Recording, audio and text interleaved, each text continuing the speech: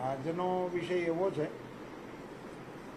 કે અમે કહીએ એની કરતાં આપ સૌ એના વધારે સારા સાક્ષી છો. આખી યાત્રાને આપ સૌએ પણ નિહાળી છે, કંડારી છે અને લોકો સુધી પહોંચાડવાનો પ્રયાસ કરનારા છો. હું તો પોતે એવું માનું છું કે પ્રધાનમંત્રીશ્રીના 12 વર્ષના કાર્યકાળને એક ગુજરાતી તરીકે વિશ્વના એકમાત્ર રાજકીય નેતા જેવો 26 વર્ષથી સ્ટેટ હેડ તરીકે જવાબદારી સંભાળી રહ્યા હોય, આવી વિશ્વના કોઈ રાજપુરુષને આવી સિદ્ધિ પ્રાપ્ત થઈ નથી. એવી સિદ્ધિ આપણા નરેન્દ્રભાઈએ મેળવી છે. એ આપણા સૌ માટે ગૌરવ અને ગરિમાનો વિષય છે. રાજકોટનું અમારી ટીમનું સૌભાગ્ય છે કે આપણા કૃષિ મંત્રી શ્રી તરીકે જીતુભાઈ આ વિષયને રાજ્ય સરકારના પ્રતિનિધિ તરીકે આપને સંબોધન કરવા માટે અહીંયા આવ્યા છે. આ કાર્યક્રમની રચના થતી હતી ત્યારે એક વિષય એવો આવ્યો હતો કે કોઈ પણ એક યોજના સંબંધે લંબાણપૂર્વક વાત મુકાવી જોઈએ. કારણ કે મોદી સાહેબના આયામ એટલા બધા છે કે આપણે કલાકો સુધી વાતો કરીએ તો પણ એનો છેડો ના આવે. એટલે હું એ થીમને પકડીને મોદી સાહેબે જે પ્રકારે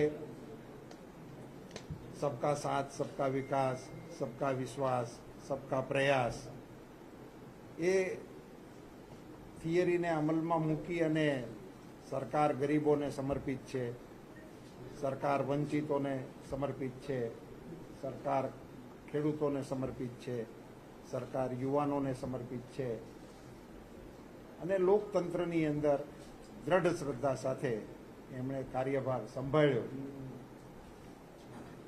તો મોદી સાહેબને આપણે મુખ્યમંત્રીશ્રી તરીકે અહીંયા બહુ નજીકથી કામ કરતા જોયા છે અને અનુભવ્યા છે. અને મારો પોતાનો તો નમ્ર મત પણ છે કે ગુજરાતના મુખ્યમંત્રીશ્રી તરીકે નરેન્દ્રભાઈ મોદીએ કરેલી કામગીરી એ પ્રધાનમંત્રી બનવા માટેનો બેજ બની હતી. અને મોદીજી રાજ્યના મુખ્યમંત્રીશ્રી તરીકે જે કામો એણે પ્રસ્થાપિત કર્યા હતા એની આધાર ઉપર દેશમાં મોદી સાહેબની એક સફળ મુખ્યમંત્રીશ્રી તરીકેની છાપ લોકમાનસમાં અંકિત થઈ હતી. અને એના આધાર ઉપર દેશના લોકોએ એમની ઉપર વડાપ્રધાન તરીકેની જવાબદારી સંભાળવાના આશીર્વાદ આપ્યા હતા. એમાંની મુખ્ય 2-3 બાબતો એવી જેને હું મારી રીતે સંકલિત કરીને કહું તો પાણી, જેના મેનેજમેન્ટની અંદર એમણે રાજ્ય સ્તરે પણ ભગીરથ પ્રયાસો કર્યા અને એક આખી નવી દિશા આપણને મળી. એમાં નર્મદાથી લઈ અને પાણી વિતરણની જે આપણી વ્યવસ્થા પાઇપલાઇન દ્વારા ગામે ગામ પાણી પહોંચાડવાનું જે નેટવર્ક ગુજરાતમાં ઊભું થયું છે, મારો નમ્ર અભિપ્રાય એવો છે કે આખા એ દેશમાં આવું નેટવર્ક કોઈ જગ્યાએ નથી. એ ત્યાંથી શરૂ કરીને એની વિશે ખૂબ ડિટેલમાં આપ બધા પણ જાણો છો અને હું પણ એમાં ખૂબ વાત કરી શકું. પણ કહેવાનો સોર્સ મારી ભાવના એટલી છે કે પાણીને જે ગંભીરતાથી નરેન્દ્રભાઈએ રાજ્યના મુખ્યમંત્રીશ્રી તરીકે લીધું અને એમાં એમણે નર્મદા યોજનાને સાકાર કરી અને એનો જે આખો ઇતિહાસ છે એ હું વર્ણવી શકું, પણ એટલો બધો સમય આપણે આમાં આપવા માંગતા નથી. ભારતના વડાપ્રધાન બન્યા પછી જેમ પાણી, એવી રીતે આરોગ્ય, એવી રીતે ઇન્ફ્રાસ્ટ્રક્ચર, આ 2-3 ચીજો એવી છે કે જેણે રાષ્ટ્રના લોકોના જીવનમાં પણ પરિવર્તન લાવવાનું કામ કર્યું છે અને જન સુખાકારીની દિશામાં ખૂબ મોટા પ્રયાસો થયા.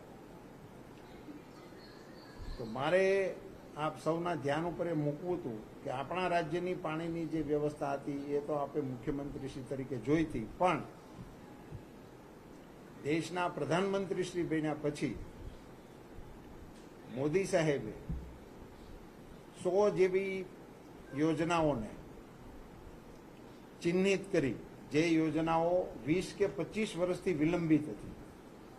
એન કેન પ્રકારે એને વિલંબમાં હતી, કોઈમાં કોર્ટ હતી, કોઈમાં ફાઇનાન્સ હતું, ક્યાંક અધૂરી બધી વિધિઓ હતી. જેમ નર્મદા યોજનામાં જેટલો વિલંબ થયો તે દેશભરમાં હતો. અને સાહેબને ગુજરાતનો અનુભવ હોવાને કારણે અને નર્મદાનો અનુભવ હોવાને કારણે એના ધ્યાન ઉપર પણ હતું. તેવી 100 યોજનાઓને ચિહ્નિત કરીને 50,000 કરોડ રૂપિયાનું ડેડિકેટેડ ફંડ એમને એલોકેટ કરીને પ્રધાનમંત્રી કૃષિ સિંચાઈ યોજનાના હેડ નીચે આ યોજનાઓને પૂરી કરવા માટેનો પ્રોગ્રામ આપ્યો. આજે આપની સાથે વાત કરતા મને આનંદ થાય છે કે 100 પૈકીની 90 કરતાં વધારે યોજનાઓ પૂર્ણ થઈ ગઈ છે. અને એની કરતાં પણ એક સારા સમાચાર તરીકે તમે લખી શકો કે આ પૂરી થયેલી સિંચાઈ યોજનાઓને કારણે 18 લાખ હેક્ટરિયર જમીન નવી સિંચાઈની અંદર આવી. દેશના સિંચાઈ રકબાની અંદર આવડો મોટો બદલાવ લાવવાનું કામ આ યોજનાઓ થકી મોદી સાહેબે કર્યું છે. આપણા રાજ્યની જે યોજનામાં આપણને બધાને ખ્યાલ છે કે મોદી સાહેબે અહીંયા રાજકોટ જ મેઘાણી હોલમાં જાહેરાત કરી હતી નદીઓ જોડવાની. હા, સૌની યોજનાની અહીંયા જ જાહેરાત કરી હતી. એ કાર્યક્રમમાં પણ હું હાજર હતો અને મેં કવિતા પણ ગાઈ હતી. એ પછીનો વિષય છે. પણ એ જ પ્રકારે રાષ્ટ્રની અંદર પણ આ પ્રકારની યોજનાઓને અમલમાં લાવવાનો પ્રયાસ મોદી સાહેબે કર્યો છે. આપ સૌ જાણો છો એ પ્રમાણે જળશક્તિ મંત્રાલયની આખી નવી કલ્પના સાથેનું મંત્રાલય બનાવવામાં આવ્યું, જેમાં બધા જ પ્રકારના પાણી, ભૂગર્ભ પાણી, જમીન ઉપરનું પાણી, વરસાદી પાણી, નદીઓનું પાણી, આ બધા જ પ્રકારના પાણીને એક છત્ર નીચે લાવી અને એની યોજનાઓ બનાવી અને એનું સંચાલન કરવા માટેનો એક મક્કમ નિર્ણય કર્યો. અને સમગ્ર દેશમાં બધા જ ઘરોને નળથી પાણી મળે એવી એક મહત્વકાંક્ષી યોજનાનો અમલ કર્યો અને 15 કરોડ કરતાં વધારે ઘરોની અંદર પાણીને પહોંચાડવા માટેનો પ્રબળ પુરુષાર્થ કર્યો છે.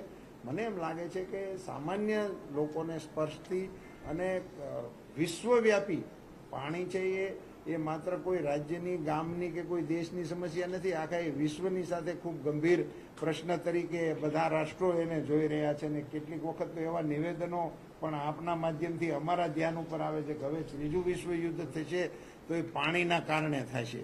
આવી જે સમસ્યા છે એને આપણા નરેન્દ્રભાઈ મોદી સાહેબે આટલી ખૂબ ગંભીરતાથી રાજ્યના મુખ્યમંત્રીશ્રી તરીકે અને દેશના વડાપ્રધાન શ્રી તરીકે એમને અમલમાં લાવવાનો, એનો ઉકેલ લાવવાનો અને જન સુધી પહોંચાડવા માટેનો પ્રયાસ કર્યો છે.